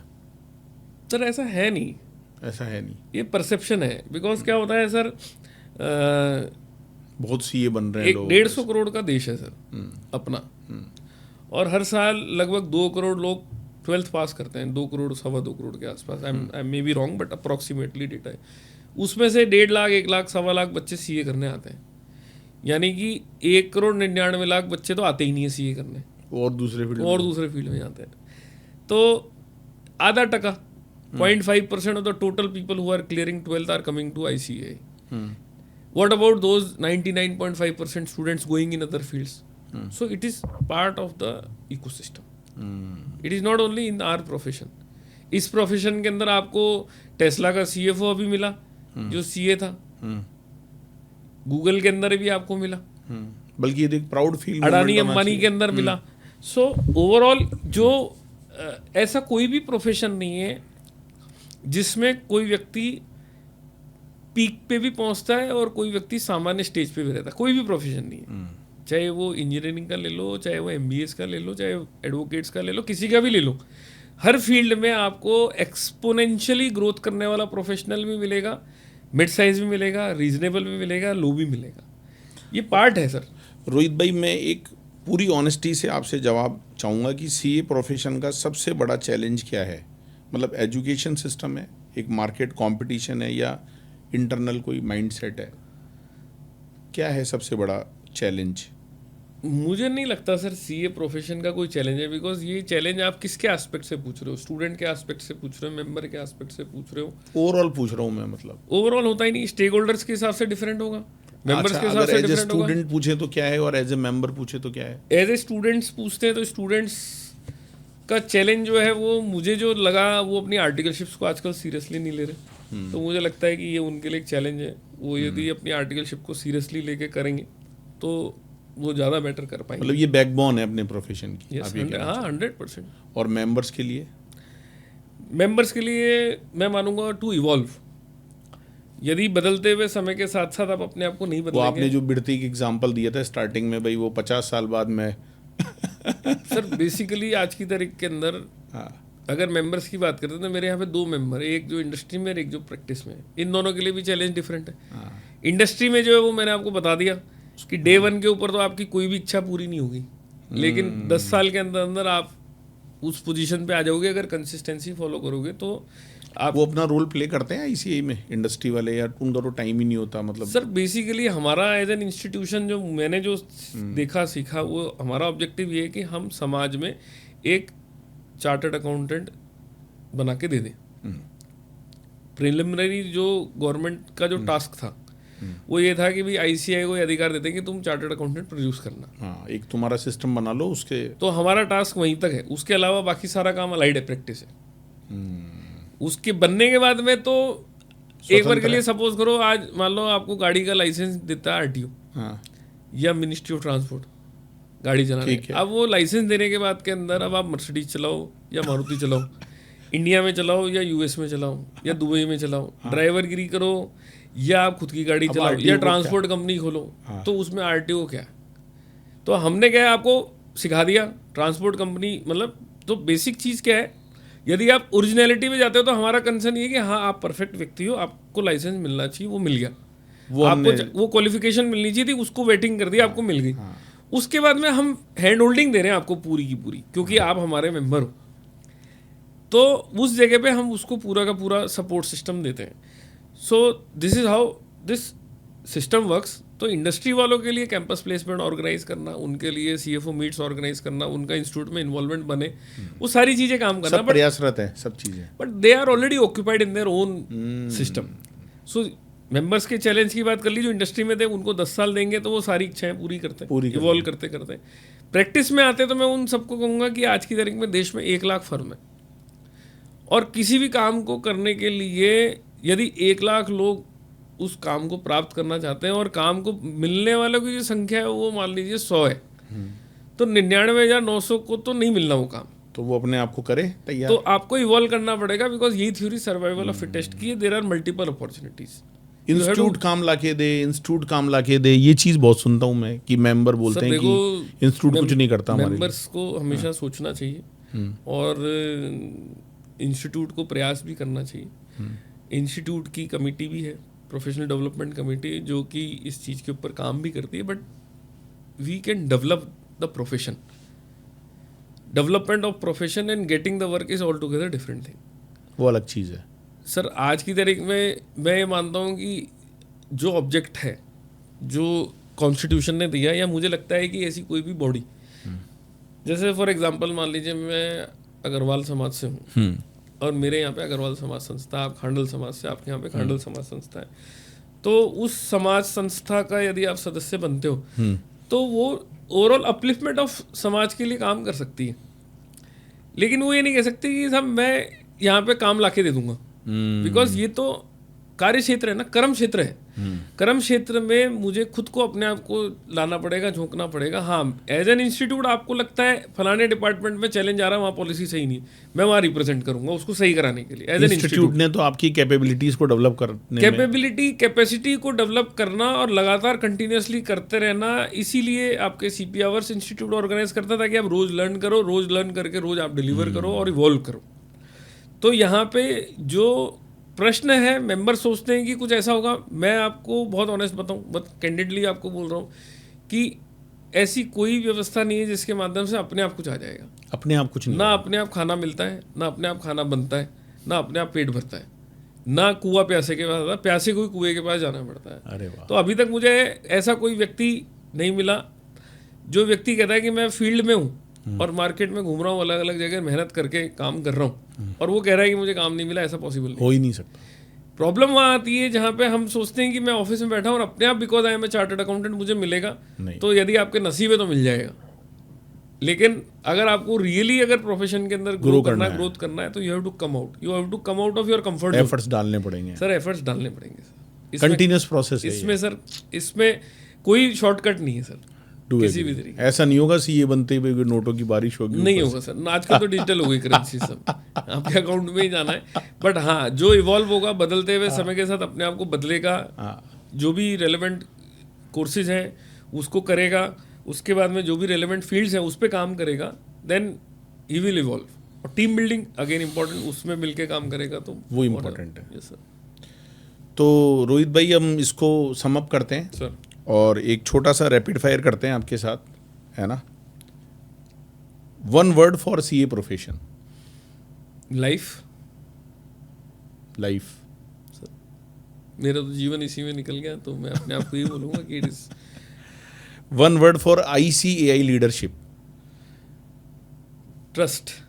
Because if you don't trust your leadership, then I think nothing will happen. Trust करना पड़ेगा है. Biggest strength of CA students. Articleship. ये बिगेस्ट स्ट्रेंथ है. Yes. One skill future CA must learn To evolve. To evolve. Yes. Audit, advisory और governance future focus. Passion. It depend upon your passion. आप क्या करना चाहते हो. क्या करना चाहते हैं. तो एक फाइनल क्लोजिंग क्वेश्चन है, अगर आपको एक लाइन में डिफाइन करना हो चार्टर्ड अकाउंटेंट का रोल इंडिया की नेशन बिल्डिंग में क्या है?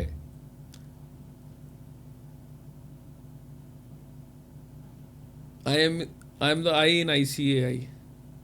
I think मतलब जो बोलते हैं कि the institute of chartered accountant of India, हाँ. उसका जो आई है वो मैं ही हूँ.